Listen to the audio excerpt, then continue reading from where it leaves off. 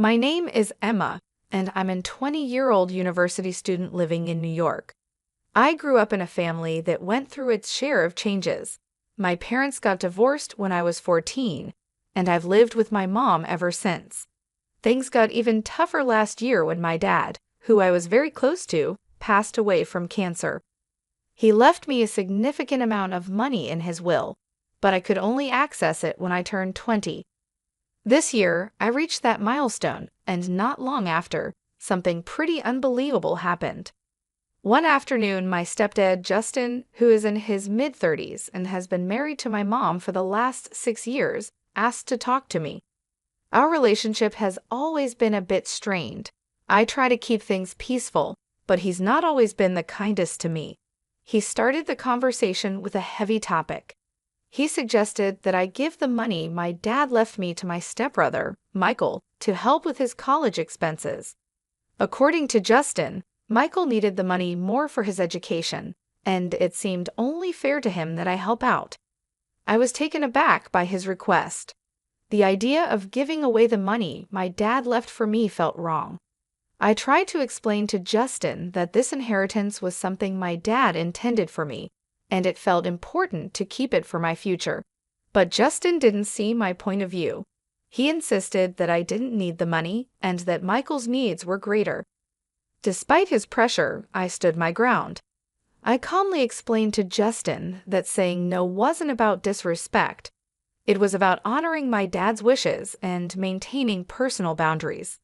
Justin got quite upset at my refusal and tried to intimidate me, but I remained firm in my decision. It was a challenging conversation, but it was important for me to speak up for what I felt was right. I stood firm, making it clear that if Justin was upset by my refusal, he might want to reconsider his approach. Justin, remember, you're part of this household too, so let's try to keep things respectful, I suggested. But it seemed like a peaceful resolution wasn't in the cards. I ended the conversation there, leaving before he had the chance to respond. Justin's reaction wasn't a shock to me. Given his past behavior, I had a hunch he might try to claim the inheritance money for himself at some point. You might wonder about my mom's role in all of this. Well, that's a complex issue. My mom, for reasons I can't fully understand, always seems to overlook Justin's negative traits. She's deeply in love with him, almost to the point of blindness, and I didn't want to shatter her perception by constantly clashing with Justin.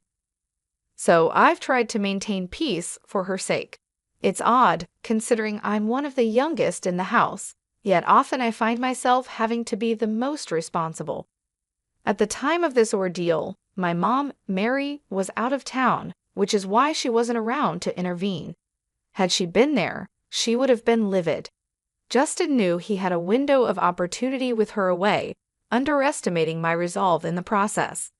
As I walked away from our heated discussion, Justin followed, berating me and labeling me a terrible sister for not wanting to hand over the inheritance to Michael. But it wasn't about not wanting to help, it was about the principle of the matter.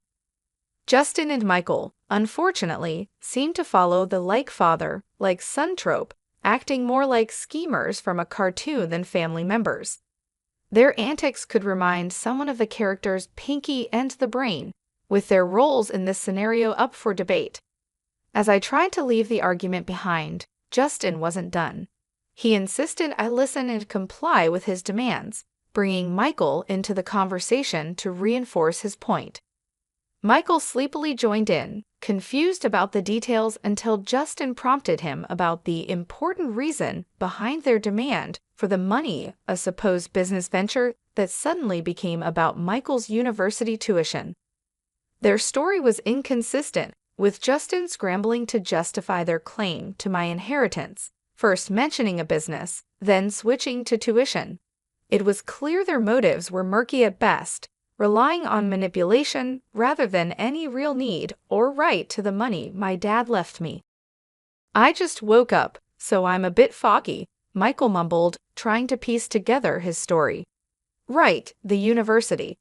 I've been thinking about going, and I need the money for that. So yeah, I need it. His attempt to claim the inheritance for his education was unconvincing at best. I couldn't help but respond with a firm no, prompting a flurry of protests from both him and Justin. "Why not, Emma? He's clear about what he wants," Justin pressed, insisting the matter was non-negotiable and that they were entitled to the money. "We'll just have to see about that," I replied, the air growing thick with tension. Justin's antics were usually limited to harmless pranks, but this new scheme to manipulate me out of my inheritance marked a departure into outright selfishness and immaturity. I decided to hold off on telling my mom for the time being, preferring to handle the situation on my own, especially after uncovering more about their dubious intentions. "Emma, stop being childish. It's time to act like an adult and do what's right," Justin lectured, suggesting that the adult thing to do was to hand over my inheritance. His logic was baffling. "And what, Justin? The right thing is to give away my inheritance on your say-so?" I countered. His plea to keep this from my mom raised my suspicions further. Why shouldn't I tell her? She has every right to know what's happening in her own house. Justin's desperation not to involve my mom, paired with his uncharacteristically stern tone, only fueled my resolve. Something was definitely amiss, particularly with the so-called business venture Michael had mentioned earlier. It was clear they underestimated my awareness of their tactics, and Justin's vehement opposition to me sharing anything with my mom was a red flag. I reached out to my mom at the first opportunity. "Hey Mom, how's everything with you?" I began, trying to gauge her mood. "I'm all right, dear. What about you?" she responded. I hesitated, knowing what I was about to divulge could cause a stir. "Not great, Mom. Something's up with Justin and Michael Justin in particular. He's been acting really strange." My mom's response was to caution me against overthinking things. "Oh, Emma, don't let your imagination get the better of you." But it was too late for reassurances. The pieces were too aligned, pointing to something more than just a misunderstanding or paranoia on my part. Understanding my mom's reluctance to believe the unsettling truth about Justin, I pressed on, determined to shed light on the situation. "Mom, I get that you have feelings for him, but Justin crossed a line. He didn't just ask for the inheritance money, he demanded it for Michael, claiming it was for education purposes. There's something off about this whole thing, and he even became aggressive when I mentioned bringing it up to you," I explained, my resolve hardening despite her skepticism. My mom hesitated, torn by her emotions and the troubling accusations against the man she cared for. "I'm struggling to grasp this, Emma. I feel like we need more evidence to make sense of it all." "Don't worry, Mom. I'll find the proof we need," I assured her, even though she wasn't entirely convinced.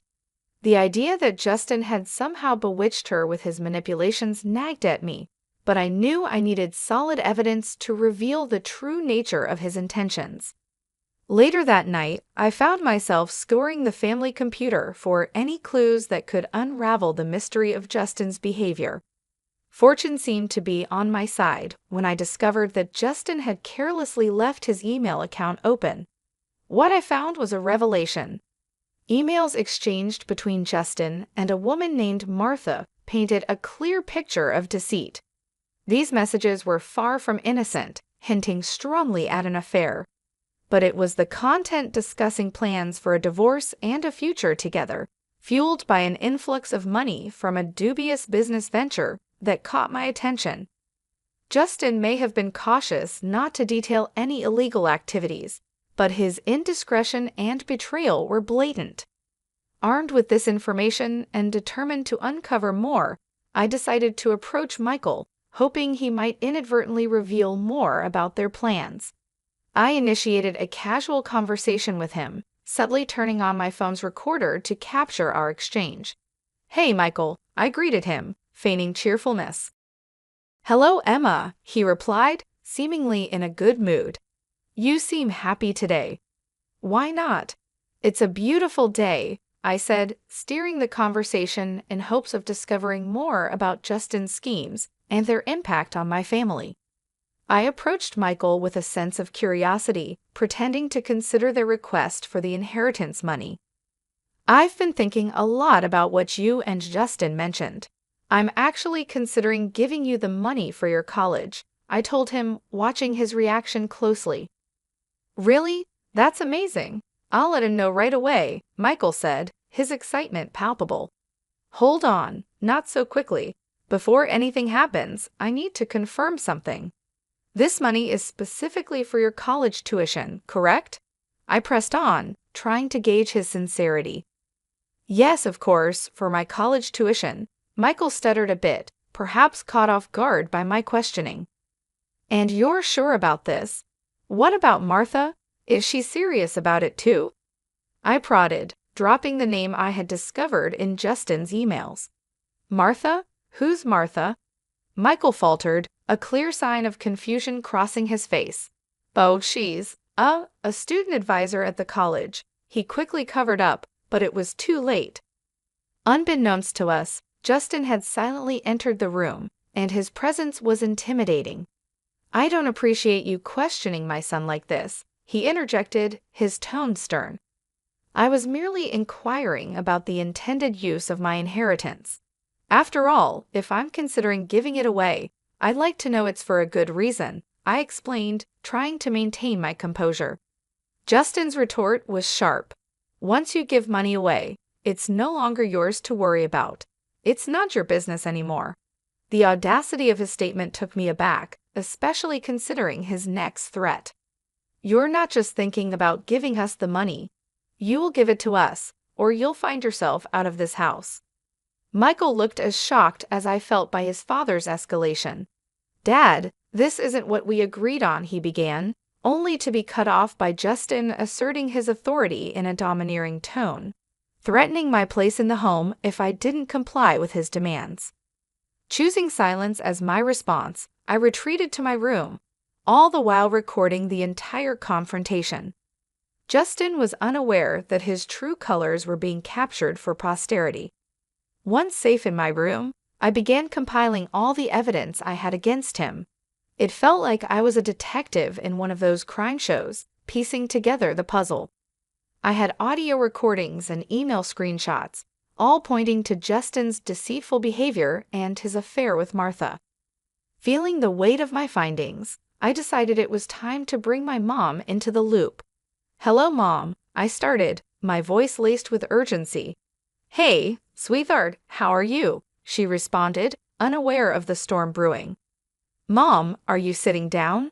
I have something important to tell you, and it's not easy, I said, preparing her for the revelations that were to come. Breaking the news to my mom was tough. I started by telling her about the unsettling discoveries I had made. Initially, she found it hard to believe, but when I played the audio recording of my conversation with Justin, her denial began to fade, replaced by a mixture of shock and heartbreak. Why would he do such things? Why be so cruel? She questioned, her voice breaking with every word. It's hard to say, but we're dealing with someone who doesn't have our best interests at heart. I replied gently, trying to be as supportive as I could despite the harsh reality. I hate to say it, but he's not the person we thought he was. Hearing the truth straight from the recording was a turning point for her. This is unacceptable. I can't believe I wasn't here to protect you from them, she said, determination taking over her initial shock. Stay put. I'm coming back immediately, and yes, I've locked my door, I reassured her. My mom's protective instincts kicked in full force. She was ready to confront Justin and ensure he regretted his actions. He's going to realize he picked the wrong family to mess with, she said, a fierce resolve in her voice. When she arrived, it was a moment filled with mixed emotions. We hugged tightly, sharing tears over the betrayal and the tough decisions that lay ahead. Yet there was also a sense of relief and unity. Together, we spent hours devising a plan, ready to face the ordeal as a team. In the days that followed, Justin was perplexed by my mom's unexpected return and her cold demeanor towards him. He tried to play it off with a veneer of cheerfulness, likely hoping to charm his way out of any suspicions. But my mom was unmoved. She saw right through his act and was gearing up to take decisive action. Concerned about the true nature of Justin's business and the potential misuse of the inheritance, my mom decided it was time to bring in professional help. She hired a private investigator to dig deeper into Justin's activities and the mysterious emails. The thought of him planning to misuse the money for unethical purposes infuriated her further, and she was adamant about protecting us from his deceit. The private investigator's findings confirmed our worst fears and shed new light on Justin's scheming. My mom briefed me on the details, and together, we prepared for the next steps. It was clear that this was more than just a family dispute. It was about standing up against manipulation and ensuring justice was served. In that moment, the atmosphere in the room was charged with tension, a palpable mix of disbelief and resolve hanging between us. Justin's usual confidence seemed to falter under the weight of our accusations, his eyes darting from the camera to my mom, then to me, as if searching for some escape or loophole in our confrontation. "You can't possibly understand what you're talking about. This is ridiculous," Justin tried to deflect, but his voice lacked its usual assertiveness. It was clear the tables had turned, and the power he once wielded so effortlessly was slipping through his fingers. Michael, caught in the middle of this familial storm, looked from his father to us, his expression a mix of confusion and realization. Perhaps for the first time, he began to see the man he called father for who he truly was, a revelation that seemed to shake him to his core. My mom, with a steely gaze fixed on Justin, stepped forward. "Not only do we understand, but we have proof. Emails, recordings. You've been planning to launder money through a laundromat, all the while involving yourself with a known criminal. Martha's record speaks volumes, and your plans for this business are clear as day." Justin's attempts to maintain any semblance of innocence were crumbling fast. "You have no idea what you're getting into. This is my business, my life. You can't just barge in and—" "But we can, and we are," I interjected, bolstering my mom's stance. "This isn't just about your business, Justin. This is about our lives, our safety. You've brought danger and illegality into our home, and we won't stand by and watch you destroy everything for your selfish gains." The evidence was indisputable. The audio recordings of Justin's and Michael's conversations, the emails outlining their plans, and now their caught-in-the-act admissions made it impossible for Justin to deny any longer. The camera in my hands, still rolling, captured every word, every denial, and every excuse, ensuring there was no way out for him. "You think you're clever, recording this, gathering evidence?" Justin sneered, his composure cracking further. "You may think you've won, but—" "We don't think we've won, Justin. We know we have," my mom cut him off, her voice firm and unwavering. "What you've done is not only morally reprehensible but illegal. You've endangered this family, exploited my trust, and now you're going to face the consequences of your actions." As the confrontation reached its climax, Michael finally spoke up, his voice barely above a whisper. "Dad, how could you?" It was a question loaded with betrayal and disillusionment, aimed at the man he had looked up to. The room fell silent for a moment, the gravity of the situation settling in. Justin, now devoid of his usual bravado, seemed to shrink before us. It was clear the game was over. My mom's next steps were clear legal action, separation, and ensuring the safety and security of our family. As we left Justin to contemplate the ruin of his own making, my mom and I knew the road ahead would be difficult. But with the truth on our side and the evidence in hand, we were ready to face whatever came next, together. The veil had indeed been lifted, and in its place, a newfound strength and unity emerged between us, ready to rebuild and move forward from the shadows of deceit. "I'm clueless about what you're hinting at. Why don't we call Martha? Maybe she can shed some light on this, huh?" Justin tried to deflect, with a tone that barely masked his panic. "You two think you've got it all figured out. Martha is just a friend," he added, but the confidence he attempted to project was waning rapidly. The compromising pictures we found tell a different story, I countered, my voice steady despite the tumult of emotions inside me. And seriously, who uses email for affairs these days? It's absurdly reckless. Justin, now visibly flustered, shot back, "You went through my personal stuff. That's outrageous." "No, Justin. What's outrageous is you," my mom interjected, her voice rising in indignation. "How dare you repeatedly threaten my daughter over money that rightfully belongs to her? How dare you use threats to attempt to evict her from her own home? Your actions are indefensible. How dare you involve your son in your reckless plans, putting him at risk?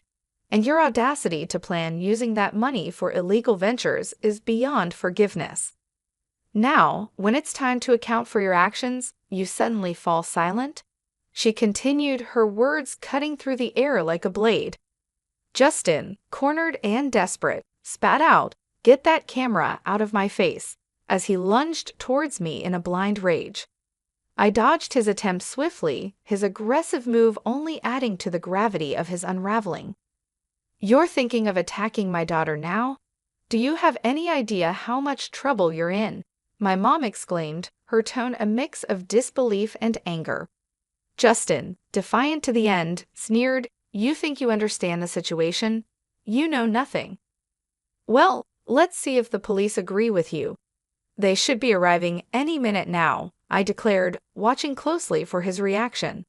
"Police? You wouldn't dare," he blustered, but his bravado was crumbling. As the sound of police sirens grew closer, Justin's usual smugness disappeared, replaced by a look of sheer terror. It was the first time I'd seen him stripped of his arrogance, revealing the coward beneath. "Please, Mary, let's not escalate this. I can explain," he pleaded, his voice cracking under the strain. "Save your explanations for the judge, you despicable man," my mom retorted with a disgust that left no room for ambiguity. "And Michael, don't think you're absolved from responsibility. You're both going to face the consequences of your actions." As the police arrived, it was clear that this was the beginning of the end for Justin's schemes. My mom's fierce declaration echoed in the air, marking a pivotal moment of justice for us. "This should teach you a lesson about disrespecting my daughter and me. You're not too young to understand the difference between right and wrong, and it's time for you to face the consequences," my mom asserted, her tone firm but fair. "Yes, Mom, I understand," I replied, knowing that I had crossed a line and needed to accept the repercussions of my actions. "Come on, Grace, don't you think this is all a bit too extreme?" Justin tried to argue, seeking some leniency. "Quite the opposite. This is barely scratching the surface of what's deserved," my mom countered, her resolve unwavering. "Emma, how's our live stream doing?" my mom inquired, a modern twist to ensuring that justice was seen to be done. "We've got over 5,000 viewers tuning in. This is making waves," I informed her, amazed at the digital audience we had attracted.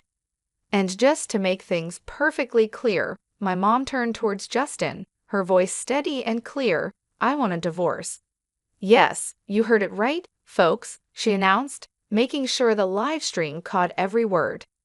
The fallout from the live stream was monumental. The drama unfolded in real time for over 5,000 witnesses, and the story quickly spread to local newspapers and tabloids. Being at the center of this whirlwind was surreal, witnessing the swift downfall of Justin, my soon-to-be ex-stepfather, and the complicit Michael. The satisfaction of seeing justice served was palpable. Justin's world unraveled as he lost his job, friends, and even the support of some family members who chose to distance themselves.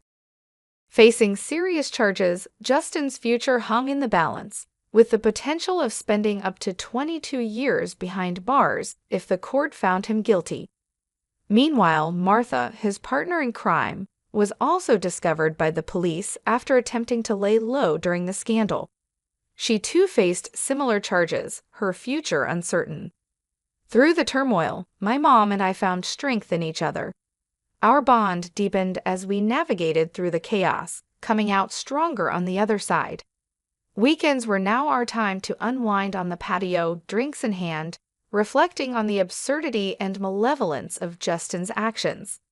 It was a period of healing and reaffirmation for us both. Good riddance, we toast, a shared sentiment of relief and closure. Good riddance, indeed.